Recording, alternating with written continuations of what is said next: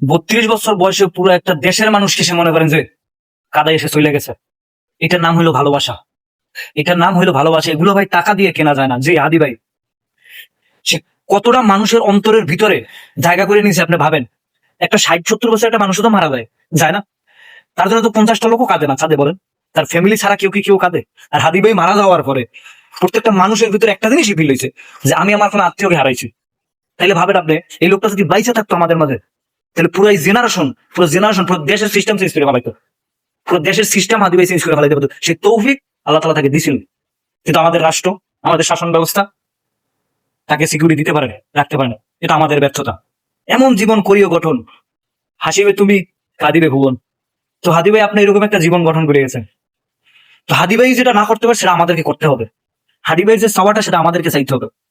এই দেশকে সুন্দর সুস্থভাবে গড়তে হইলে আমাদের জানা না ভাই, আমাদের আরো কতজনকে, আমাদের কত ভাইকে, কত বোনকে জীবন দিতে হবে, এটা আমার জানা না। কিন্তু দেশকে ইনশাল্লাহ আমরা সুন্দর সুস্থভাবে গড়ার চেষ্টা করতেছি, করে যাবো ইনশাল্লাহ। কারণ হাদি ভাই যেটা চাইছে সেটা যদি আমরা সুন্দর সুস্থভাবে করতে পারি, তাহলে হাদি ভাই সেই স্বপ্নটা পূরণ হবে। আর হাদি ভাইয়ের খুনিকে যদি আমরা শাস্তি দিতে পারি, হাদি ভাইয়ের খুনিকে যদি আমরা শাস্তি দিতে পারি, তাহলে এটা হবে আমাদের একটা সফলতা। যদি শেখ মুজিবুরের হত্যাকারীকে দেশে আনা যায়, আইনা ফাঁসি দেওয়া যায়, তাহলে হাদির হত্যাকারীকেও দেশে আইনা ফাঁসি দেওয়া যাবে এবং কি দিতে হবে। হাদি ভাই কবরে, হাদি ভাইয়ের হত্যাকারী কেন এখনো বাইরে ঘুরতেছে, এই জবাবদিহিটা আমাদের উপদেষ্টাদের, আমাদের সরকার ব্যবস্থায় করতে হবে। কেন না? আপনি যদি বলেন যে না আনা যাবে না, সে অন্য দেশে গেছে, সম্ভব না, এটা আমরা মানি না। সে তো পৃথিবীতে আছে, সে তো দুনিয়াতে আছে, সে তো আর আসমানে চলে যায় না। তাহলে এটা সম্ভব।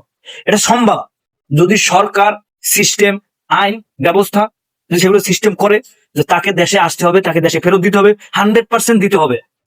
এটা সম্ভব, এটা করতে হবে আমাদের। এটার জন্য আমাদের যত যুদ্ধ, যত কিছু করা লাগে আমাদের করতে হবে। এই হাদিরা মনে করেন যে 100 বছরে একজন আসে, 100 বছরে একজন আছে, ঠিক আছে?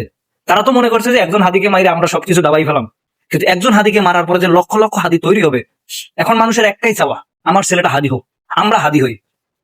হাদিবের জন্য দোয়া করি, আল্লাহ যেন তার জীবনের সমস্ত গুণাগুলি মাফ করে দেয়। যদি কারো দোয়া আল্লাহ কবুল করে, সেই উসিলায় হয়তো হাদিবেকে মাফ করে দেন, আল্লাহ মাফ করে দিয়ে। কিন্তু তার খুনের বিচার, তাকে যে হত্যা করেছে তার হত্যার বিচার এই বাংলার মাটিতে যতদিনে না হবে, ততদিনে আমাদের আন্দোলন, দাবি, কোনো কিছু শেষ হবে না। হাদি ভাইয়ের হত্যাকারীকে যেভাবে হোক দেশে আনতে হবে, তাকে ফাঁসিতে ঝুলাতে হবে এবং কি জাতিকে দেখাইতে হবে আমাদের সিস্টেম পারে, আমাদের সিস্টেম দ্বারা সম্ভব। কেউ পার পাইয়া যাইতে পারবে না অপরাধ করে, এটা আমাদেরকে দেখাইতে হবে।